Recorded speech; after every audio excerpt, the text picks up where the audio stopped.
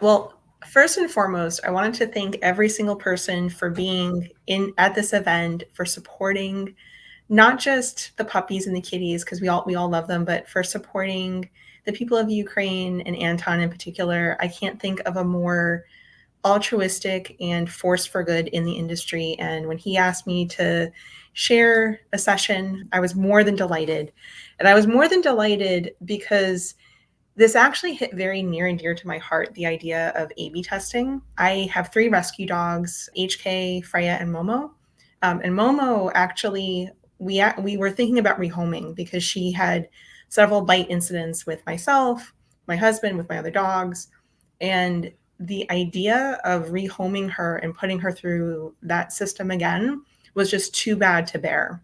So I could not think of a better metaphor for the idea of wasted spend and bad efforts than the idea of variable testing to make it so that an amazing dog who is genuinely an amazing dog could find her forever home with us, and that you don't give up on something that is important. You just pivot how you think about it. So if you've been stressed or if you've been feeling like, oh man, nothing's working, give yourself grace, pick out your variables and test. Don't feel like you have to give up on something really important. One of the reasons that I also believe in doing this is that it's not just about the losses, it's also about the wins. You want to make sure that you understand why you're winning. If something is converting really well, or if you're driving really good revenue, you want to make sure that you're getting that. So there are essentially 3 buckets of variables to consider. One bucket is going to be who you're targeting. The next bucket is going to be kind of the account structure and audiences, pieces like that. Then you're also going to think about that creative.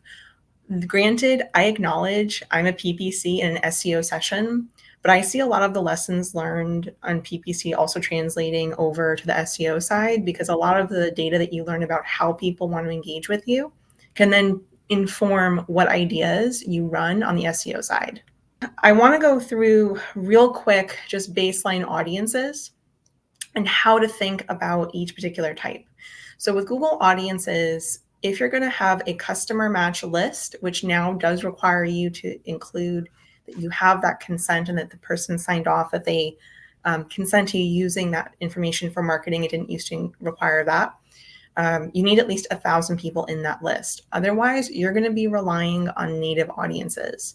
And one of the reasons I like testing using native audiences for signals or for general campaigns is that you're able to see, can I trust the native platform, or should I be using those to exclude? Or is it more of an issue of I need to build my own list? So it's important to understand the distinctions between the 2 types of audiences. From an exclusion standpoint, I strongly, strongly recommend thinking about who you don't want from a targeting standpoint versus who you do, simply because from a privacy first world, our ability to specifically target folks has really gone downhill. Whereas if we know, okay, we definitely don't want this, we can clear the slate of our variables. So really good example, Momo, when we were figuring out kind of what was setting her off, one of the big things was bones. So we knew we had to get those bones out of the house. We tried putting them back in. It was a total relapse. So knowing what you don't want and what you shouldn't include, absolutely critical. The next piece that I strongly recommend thinking about with audiences is actually including your competitor segments and testing to see if who you're considering a competitor actually results in the people you want. So one of the things that you can do within Google is actually include a custom intent list of all of the websites that you think your person is going to, and this is, you can basically build a competitor list. You're not actually targeting competitor terms. You're targeting people who have engaged with your competitors or sites like your competitors. And if you agree with the performance that's resulting from that, you can then make moves towards going for those people. If you're seeing that lead quality or sales quality goes down, that's a great sign to know, hey, you know what? I may be positioning myself as too expensive or too cheap, or I'm not quite meeting the need of my customer or my desired customer. Let me go back to the drawing board. On the Microsoft side, it is still that 1,000 people that you need.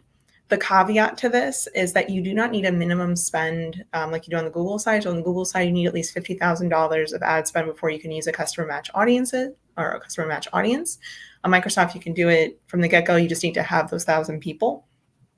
Additionally, Microsoft factors in LinkedIn. And part of the reason why I'm going to the mechanics of the audiences and how they play together is simply because testing the different audiences is one of the really powerful levers at your disposal.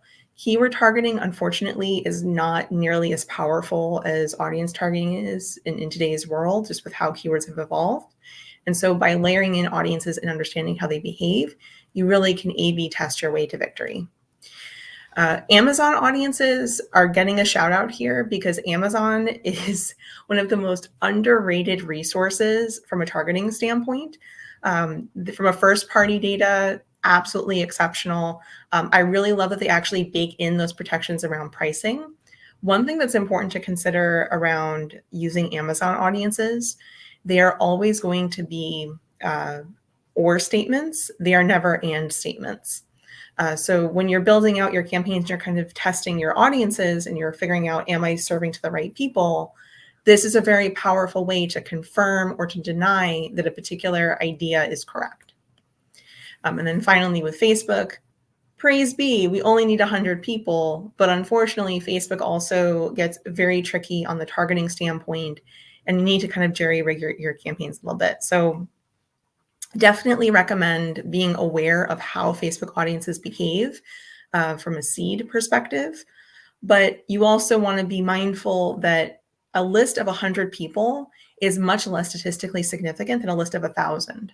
So if you're looking to test, I strongly recommend thinking about Facebook more as a creative tester versus an audience tester. Next, thinking about our visual content versus our written content. One thing I actually found very interesting about how campaigns or brands will translate their display ads to text ads to landing pages. It really goes into that idea of testing what's more important, what's the through line that I need to carry through, and how do I translate that across different mediums. So in this particular case with Klaviyo, I actually really love that they have a more specific targeted idea for Black Friday, Cyber Monday, whereas the targeted email campaign with pre-built automation, it's much more functional. The other thing that is important to note around the text creative, when you're writing your ads, if you are replicating the data that you have for your SEO link, that's going to be a mistake. You actually want to take that extra step and come up with new and interesting creative to test, because this is that opportunity. One important note here, Google and Microsoft have something called dynamic search ads. And now with PMAX, it had with final URL expansion. If you do not opt out of it, it will crawl your full site and serve ads that you may not intend to have there.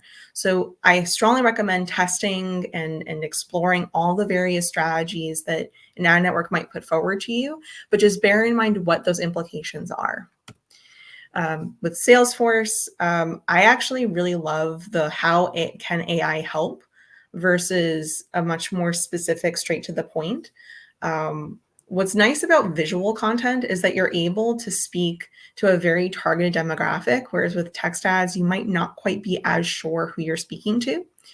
So just being able to play with those visuals is critical. I've then wanted to include one that I didn't like. I actually found this particular ad atrocious on both sides, and it's fitting because Comcast typically has pretty mediocre internet. That's a US thing, but it is what it is. But what's actually really interesting about both of these is that I'm not actually being given an answer for my question of internet for business versus personal. Comcast has the opportunity to address that it's for small business and that like I need to figure that out. T-Mobile actually does a really good job. T-Mobile for small biz internet, small business deals, they're acknowledging that I probably want a deal or I probably am budget conscious. Comcast, unfortunately, is falling flat. Now, I mentioned cookie consent before. When it comes to the landing page and kind of testing different cookie consent modules or CRO modules, we all want to make sure that we're accounting for cumulative layout shift and that we're making sure that it's rendering at least 5 seconds in, ideally at least 8, but 5 seconds is the minimum. One consideration, though, when it comes to your cookie consent, a lot of people think that they can get away with just saying, I accept all the things because I want to access this site. That is not going to cut it in starting essentially tomorrow and moving forward. You really do need to spell out all of those individual bits of tracking. And I acknowledge that it's very frustrating when you're looking to test that, hey, I'm giving up my ability to track. Include the cookie consent, make sure that you're layering that in for your audiences, make sure that you're layering that in general. Just be really strict about your UTM parameters so that you can know who went where, but make sure that your cookie consent is in place. From a landing page perspective, I strongly recommend exploring the idea of color and the idea of font, but not both at the same time. One of the reasons that this particular landing page actually ended up getting me to spend double the amount on my 10-year return to Iceland, we went there for our honeymoon, we're going there for our 10-year anniversary, is because the fonts were easy to read. And ironically, the find my price being read actually worked out better in my favor versus the request info, because it felt like, all right, I gotta get on this now. I gotta get on this now. Typically, we think about red or orange being danger colors or not quite as good, but when layered correctly and when applied correctly, it can actually be very powerful. Also noting trust signals and kind of testing which trust signals benefit you the best. Is it better to have reviews? Is it better to have kind of marks of approval from third-party sources? What are the trust signals that really signal that success? And then from a conversion tracking standpoint, if you don't trust your data, you do need to make sure that you're excluding those pieces, and I'll go through that in a second. But you also want to be mindful, especially with platforms like Facebook that require quite a number of conversions, that you're owning which are your primary actions versus your secondary actions. Definitely recommend thinking about your general lead flow, customer flow, and if you're not sure whether an action is useful or not, set it all as secondary action so that it's not impacting your bidding or your reporting. You then can make those adjustments. And as I mentioned, data exclusions are a way to kind of remove a data set during your testing period. You shouldn't do this all the time, but if you know that you're A/B testing pretty aggressively and there's going to be some volatility in the performance due to that testing, totally fine to exclude the data. Also, when you're getting your conversion tracking set up, this is particularly important from a GA4 perspective. So I mentioned not to test everything all at once. We do not want to test for all of these at the same time. I have kind of a major matrix grid of what is your cost piece. So they're essentially campaign A, campaign B, campaign C. Your campaign A, and this can be for paid or organic, is going to be your most important. This is your mission critical. This is your bread and your butter. Your campaign B is important, but it's not mission critical.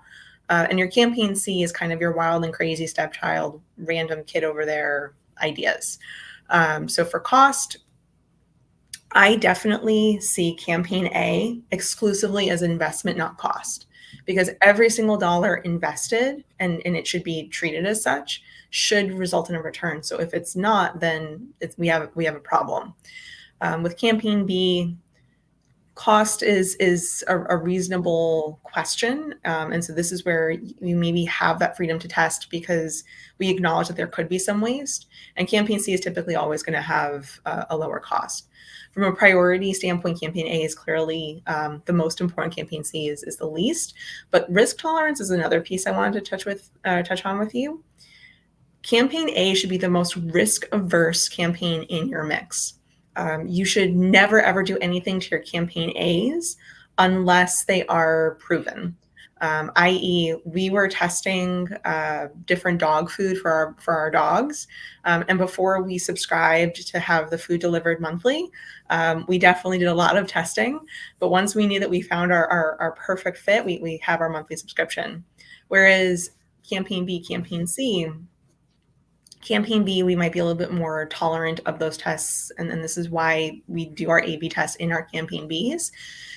The problem with campaign C and running tests is that the performance is typically so mediocre or below average because it represents the wild and crazy ideas that you can't predict performance.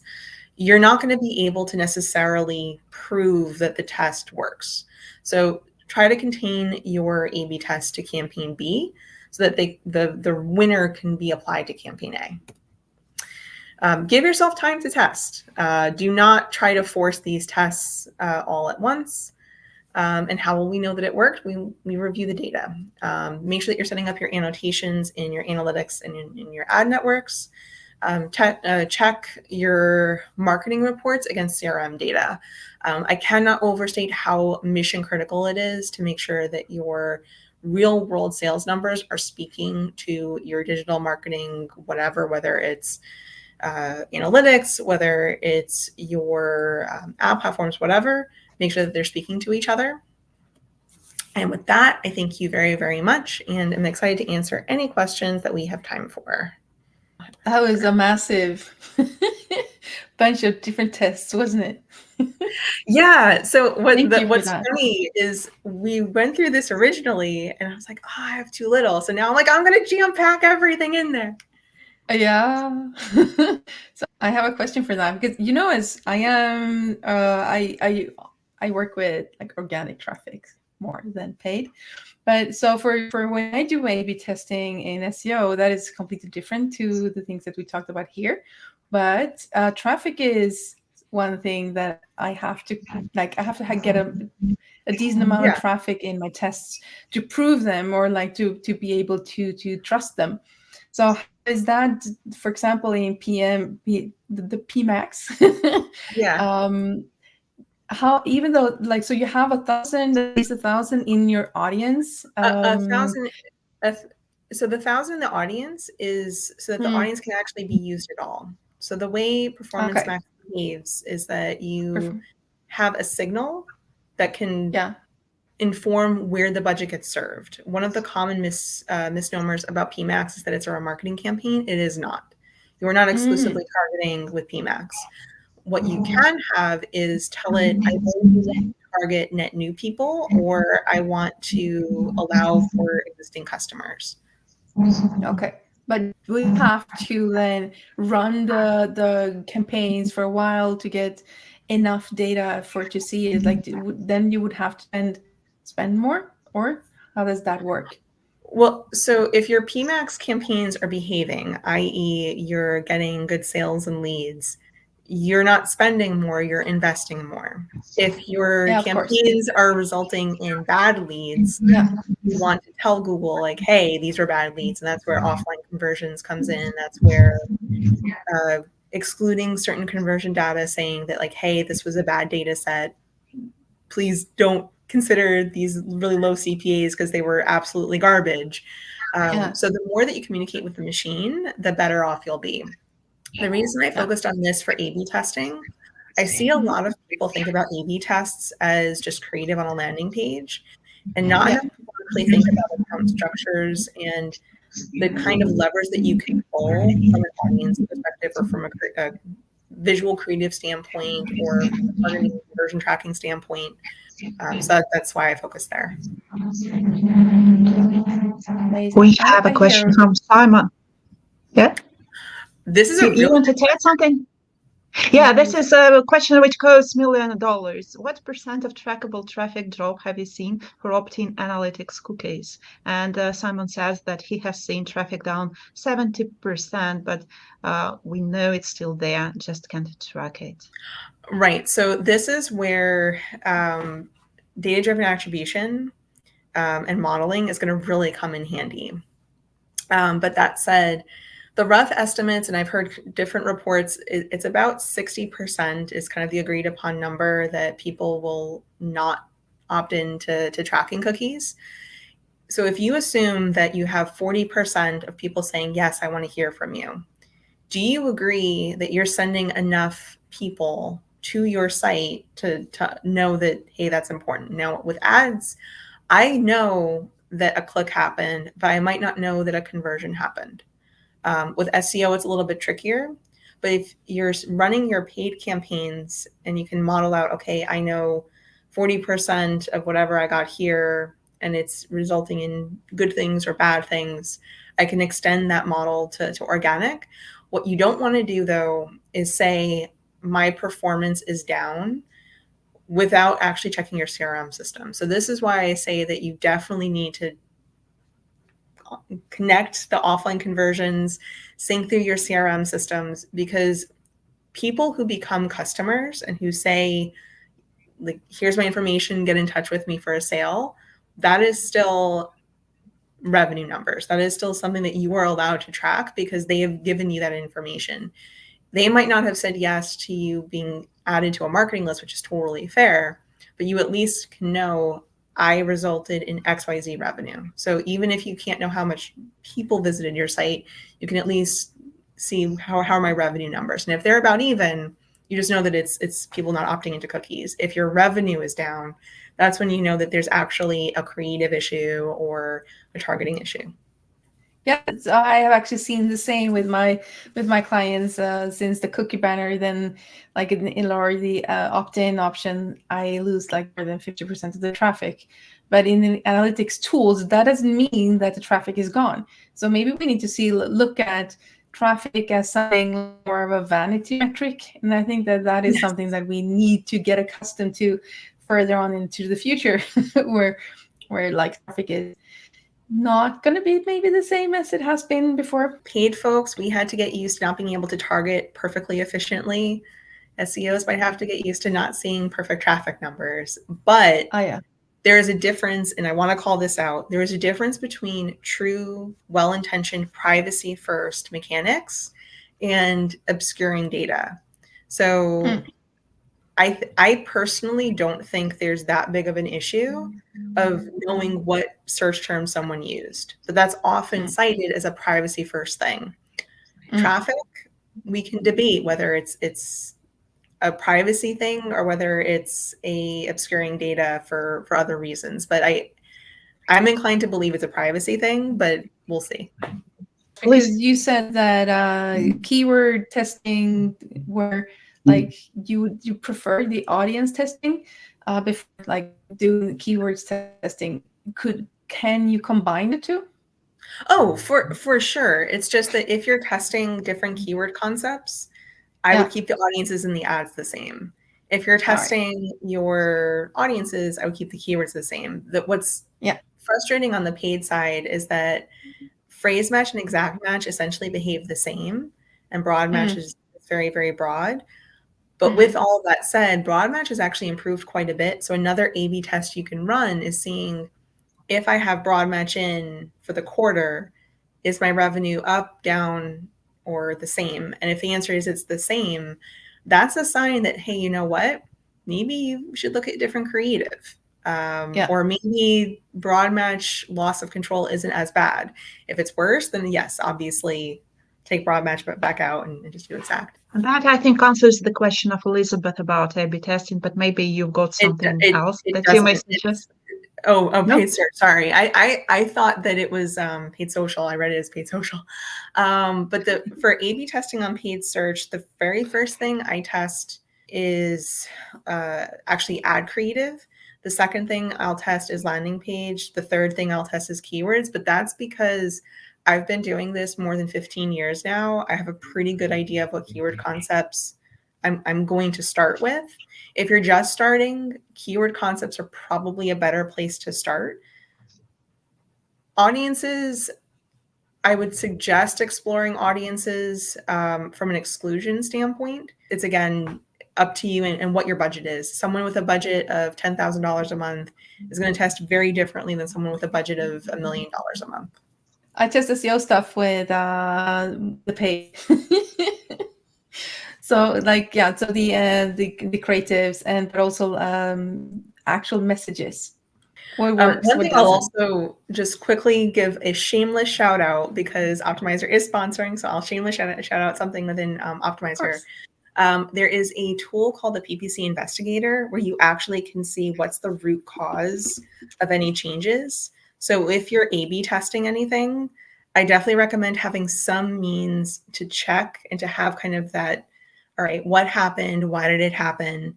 And then you can drill back down. And that if you were testing 5 things at once, it'll be a lot harder to get into that information. But if you're being really strict with yourself, I only test 1 thing in that quarter, you then will have that easier time.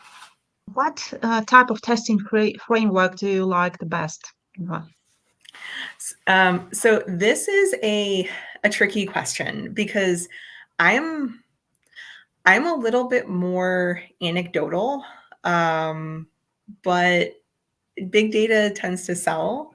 So if I'm testing, I like to look at apples to apples when it comes to ads. So or landing pages. When it comes to keywords, because keywords behave so differently, and audiences can behave so differently, it can be a little bit trickier to have that apples to apples comparison without using something like campaign experiments. But I still do like to compare just by different regions. For PPC campaigns, how do you effectively test ad copy without negatively impacting quality score and ad performance? Sure. So one of the nice things about responsive search ads is that it builds in A/B testing. Granted, I still think you should pin your calls to action in headline 2 and your hooks in headline 1, but you can have more than one. I think if you were to have a campaign for your lower cost keyword concepts, and then you have the same ads, and you can kind of see, does the creative behave the same at lower cost versus higher cost? That's a path forward. Another path forward is what's it called? Using your just one responsive search ad using pinning. I think the question of quality score is not nearly as important now as it was before, simply because the account structures that you need are not necessarily tied to, I have to have every single keyword spelled out, matched to every single ad. And ads now are not 3 ads per ad group. It's really 1 responsive search ad, maybe a responsive search ad plus a tester. But it's not the same as it was maybe 5, 6 years ago, where you really, really had to be strict about it. And this might feel like, Navah, Optimizer is all about quality score. Why are you saying that?